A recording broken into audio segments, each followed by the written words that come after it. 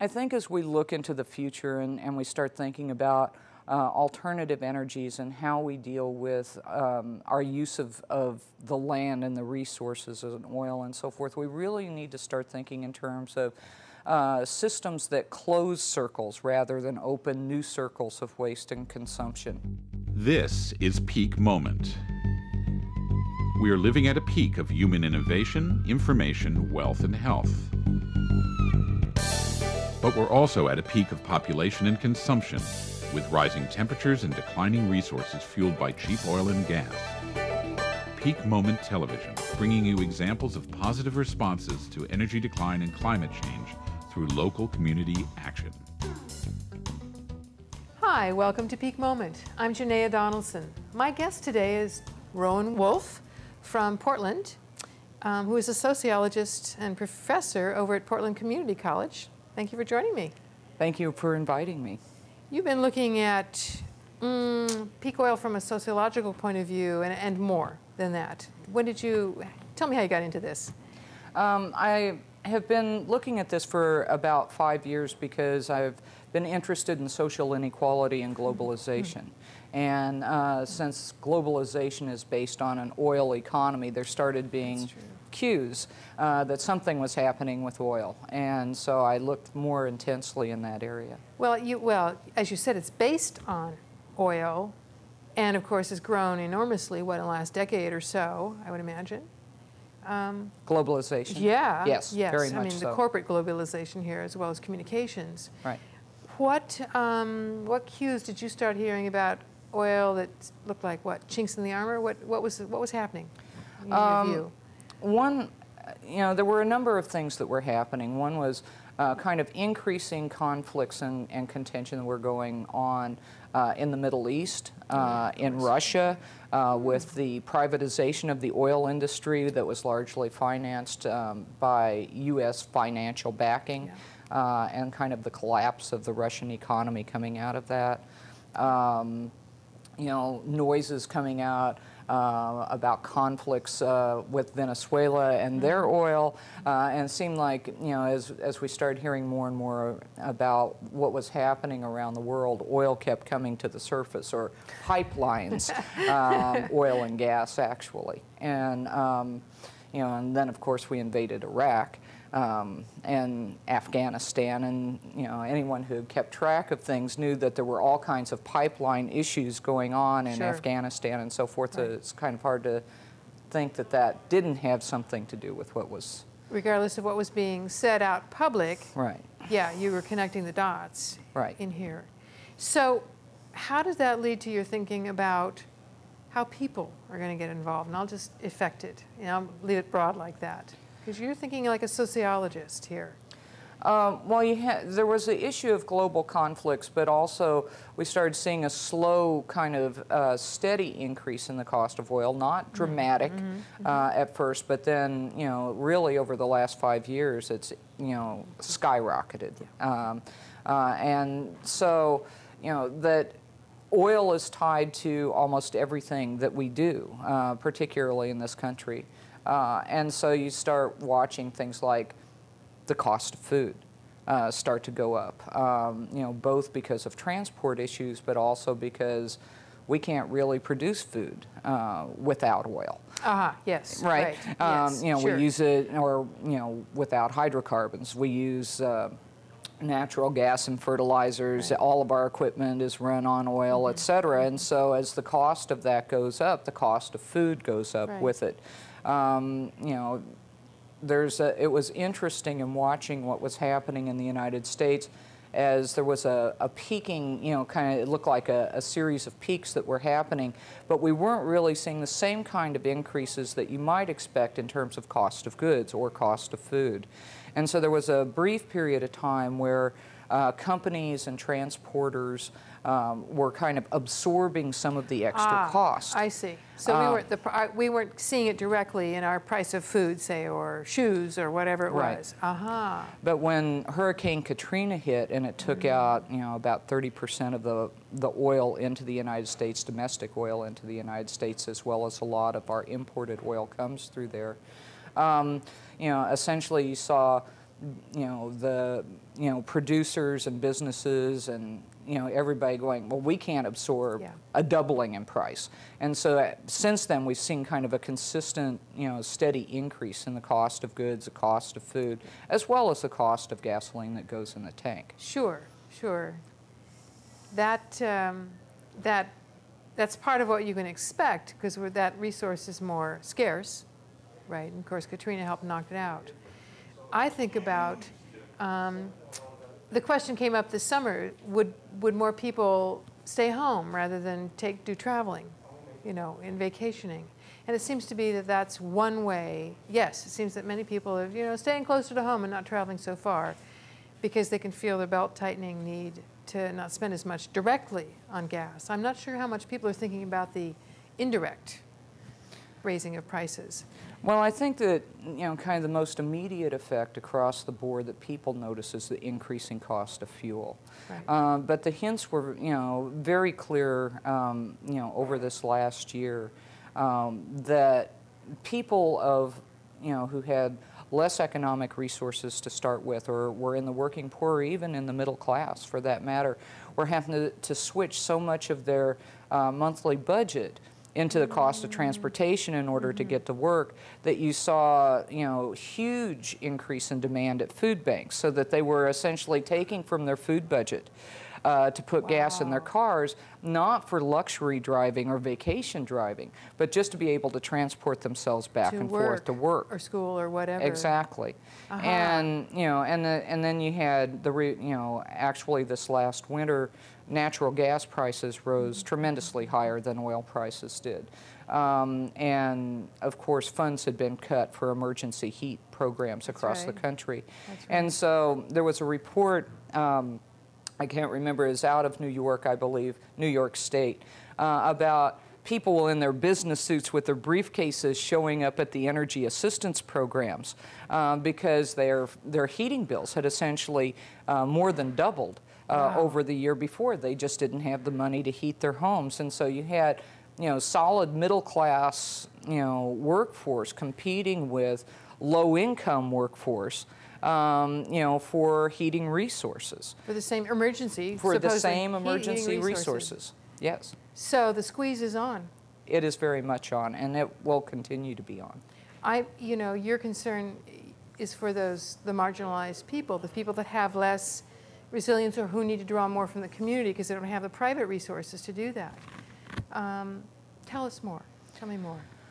Well, we have kind of a scenario where we, have encouraged an economy that marginalizes a lot of people, and as we've switched from the 1960s and 70s and 80s manufacturing economy into a service economy, increasing numbers of people are at the lower end of that service economy.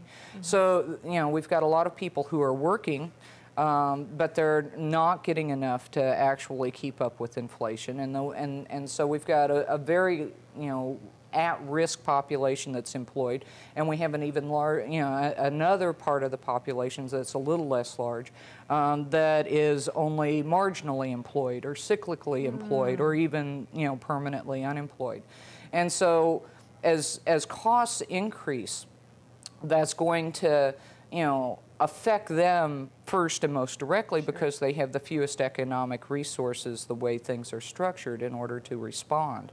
But it also, as other people's belts tighten, those above them tighten, then support for providing services and emergency programs and so forth that are targeted at the poor come under increasing heat. Sure. Because it's like, well, gosh, I'm working full time and I'm struggling to feed myself. Why should you be taking my money, to feed or house or whatever these people who are not doing their share?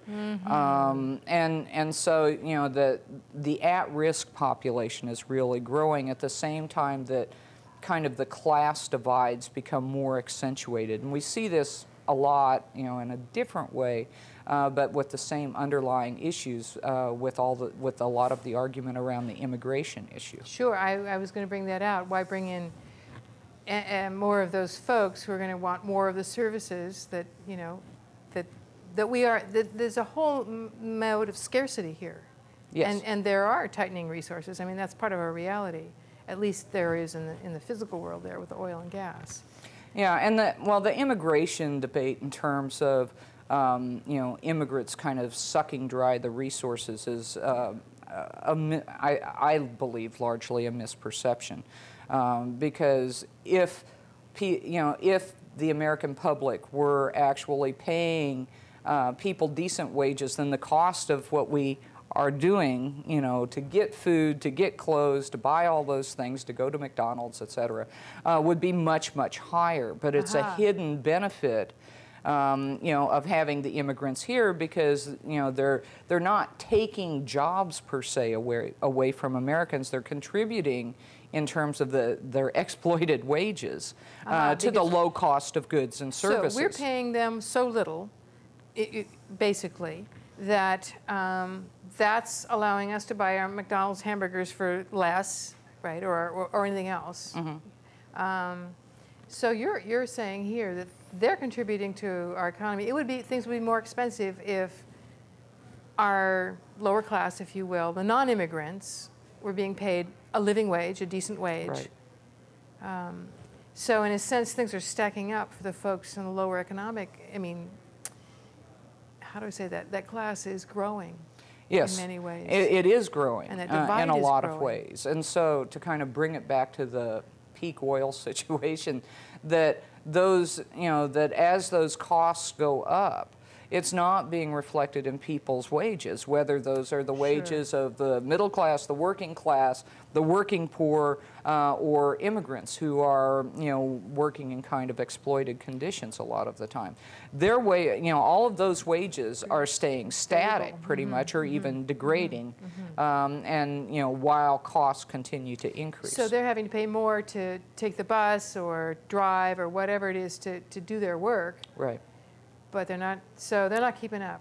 Right, and eat and housing and that sort of thing. Sure. I mean, a lot of the working class and those who are economically below the working class are in rental types of situations.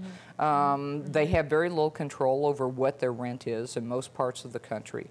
The owners of those properties see their costs go up in terms of heating, in terms of how much it's costing them to live, in terms of investments, so they raise rental costs. Yes. And at the same time, it makes the situation worse for those populations because they don't have control over their housing. So the kinds of suggestions that come forward, like add insulation, put in solar paneling, plant a garden in your backyard, all of those things are things that not only can they not do, but because they're not the owners of their programs, most of those programs won't even allow them to improve the insulation in their homes because the property owner doesn't qualify. So there's a real catch-22 here. Exactly. Because the property owner probably is too high an income level to get qualify for some insulation, programs, for example, and so they can't do anything to actually reduce the amount of energy that they're consuming because it's out of their control, and the programs are structured in such a way that they couldn't do it anyway. The kinds of suggestions that are put forward frequently in terms of, well, how do we cut back on our energy use, which is essentially a dollar question for a lot of people. How can I save money on energy anywhere in order to be able to afford the energy that I have to use, is largely aimed at a relatively prosperous home-owning population, that maybe has some extra economic resources that they can, switch to, a diesel car and biodiesel, or, a hybrid vehicle, or they can put a passive hot water solar system on their roof, or, those types of things, or they have a yard to plant a garden in. And so those kinds of things, while they're important, largely leave out huge portions of the population where those suggestions are effectively meaningless. Because they can't implement. That's right. So what do you envision? Where is this leading? What kind of what might we see coming as the as the prices increase, you know, as that instability increases, or we have shortages, what can people do? Well, I mean, I think that unless we kind of confront it head on, and one of the things that Portland is doing with the Portland Peak Oil Task Force is really, the task force anyhow, is starting to explore these issues. Because there are things that governments can do to facilitate people's ability to respond to the situation. So for example, looking at community gardening, encouraging you know, different types of transportation routes, looking at making jobs closer to where people live, or people closer to where their jobs are, you know, those types of situations. But if we kind of deny this and it's like, oh, well, you know, this will get, you know, it either isn't happening or it's going to get better or whatever, or if we drill an Anwar that's going to take care of all of our problems. Yes. As long as we think that there's this magic bullet out there, we're not going to address kind of the underlying issues that are going to stand in our way in terms of people really not just being able to survive the situation, but, you know, to reshape our communities, because there's going to be tremendous resistance to that. Well, we've gotten used to a way of life that, at least the American promise is that if you work hard, you know, you'll prosper and things will get better, and I mean, that's the dream, right? Yes. The American dream. And part of what I'm guessing you were saying here is that peak oil is going to say, well, that can't continue. Or the planet may say you can't continue because that's just using more and more and more and more resources. Yeah, and I mean, oil and hydrocarbons are not the only resources that are becoming scarce. And the American dream is on a short run, and it always has been, because it just consumes too much resources. And, you know, both for people inside the United States, but also in terms of looking at it on a global level. That, you know, if the United States wants those resources to continue the American dream, and this is actually what it seems like governmentally we're structuring for, is to control those resources. It means that the people where we're getting those resources do not get them. And so, you know, the idea that everyone's boat is going to float and we're going to have this glorious utopia of increasing quality of life around the planet, with the U.S. as the model of what that quality of life is impossible. It is quite simply impossible. And I think that people that, like yourself, have been saying that for some time, are starting to, you're starting to be able to point to a lot of facts that saying, see, I mean, the fisheries in the ocean are running out, and fresh water in many places, and timber and lots of other resources are being exhausted or seriously in decline here. Yeah. Tin, uranium, you know, gold, you know, silver, you know, you name, water is probably even more of a critical situation than oil, but it's not as sexy as oil. Well, yes, that's right. And and yet, you know, Dick Cheney had said, or was it Bush Sr. saying the American way of life is not negotiable. I mean, that's a stake in the ground that says we're not going to look at consuming less. Right. But there's a whole lot of people that are having to start consuming less because there's no other choice for them.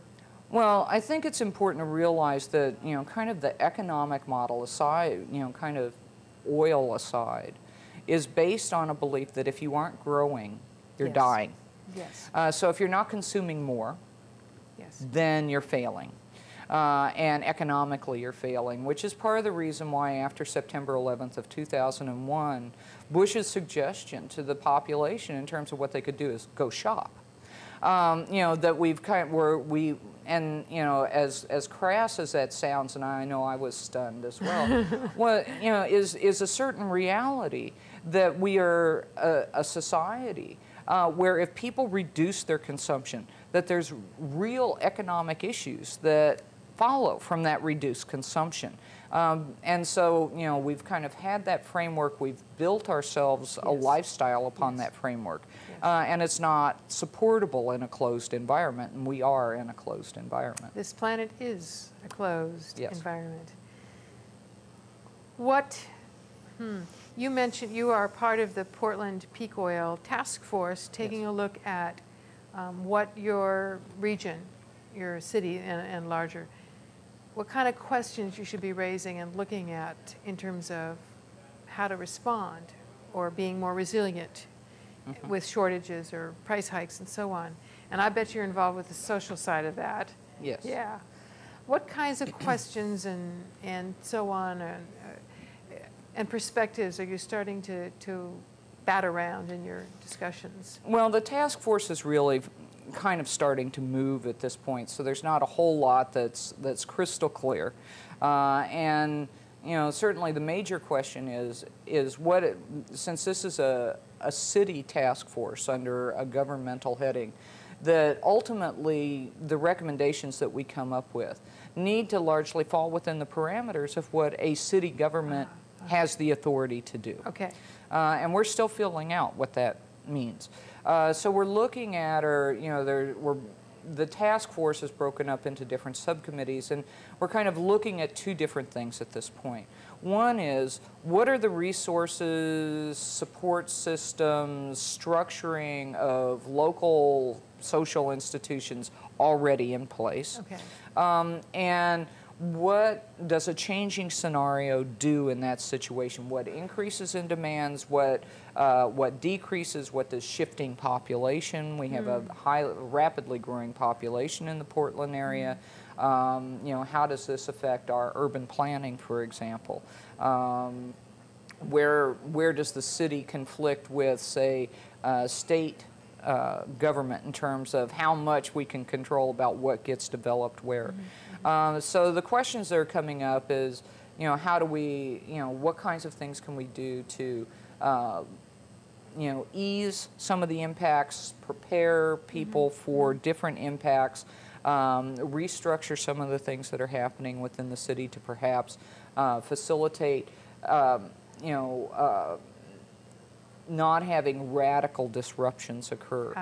And I think that, you know, problematically is that while we are likely to see crises, that we're more likely to see a situation where the price of energy in general continues to go up.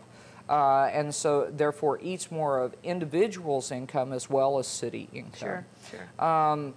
With kind of fluctuations in there where it peaks and then it's like, oh my gosh, what do we do? And then it'll subside a little bit.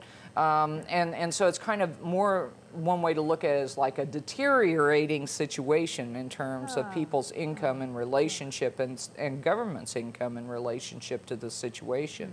And so how do you restructure around that? Personally, and I know that, you know, a couple of people on the task force kind of share this perspective with me, but we haven't had a full-scale discussion, is that it's pretty clear, you know, that people need to relocalize. I mean, we need to start doing more at a local level in terms of production of food, in terms of production of goods, that for two purposes. One, because then you don't have the heavy transportation costs, but also because local economies circulate the money within the local economy rather than it immediately being extracted. Right. And my guess is that that's going to be an issue that becomes somewhat of a concern because Portland is increasingly kind of hooked into this globalized international market. And you know, so increasingly at a time that it's about to explode in our faces, you know, we're more and more connected and dependent upon that outside, you know, outside of Portland, outside of the United States, connection for trade and investment and that sort of thing. And so, you know, my guess is that that's going to cause some conflicts if what we need to do is kind of strengthen our local economies that may be seen as diverting from this other growing piece of the Portland economy. I imagine there's going to be a major conversation on the table because you're looking at refunding manufacturing capability for things you need locally, local farming, at least in the regions around you, and local transport. I mean, that turns everything on its head from where we are right now. And it does in terms of, you know, a lot of the legislative things that have gone through, such as allowing, changing land use regulations in surrounding areas that are largely rural at this point, and allowing people to sell those to developers and develop housing projects on farmland. It's like, wait a minute. Yeah. We really need that farmland within the community because, it's accessible. And so, there's things that are kind of moving us, and this is true nationally as well as globally, that are moving us further along an unsupportable path, right, and undermining our ability to actually, start to prepare for what it is that we're already in the midst of, and we're way far behind in preparing for that. That's, all the indicators are we need far more time to be able to mitigate some of these effects. And so we'll do what we can from where we are. Yeah, and in my classes this comes up a lot. It's like, well, when is peak oil going to hit? Is peak oil real? And my general response is that you don't just turn an economy, turn a society on a dime and say, okay, well, we're going to do this now because we have not only a momentum but a whole infrastructure right, that's based on a certain way of doing things. And everything that we can do to kind of reserve the energy resources that that are there now gives us a little bit of more time to prepare. Yeah. But if we conserve what's happening and what has happened, and we see this in terms of automobile production, is as people conserve, it's like, oh gosh, look, now we can do more. That's right. That's right. And so, because it's like people conserve, prices moderate somewhat, and they build an SUV. Right. It's like, well, if we conserve, then we can actually, do more. We can use more. And we really need to stop thinking in terms of that kind of growth and look at those kinds of processes that close cycles. And, an example of this, we have about 30 seconds. Oh, no. An example of this, real quickly, is biodiesel. And yes, so they want to use corn and soybeans in order to produce biodiesel. How much of our farmland do we want in crops? Yes. Yes. I mean, in biodiesel, and then what do we eat? Food. Right. Exactly. So there's going to be some serious trade-offs in this. Yes. Thank you. This is just the start of a Peak Moment conversation. Thanks for joining me. Thank you.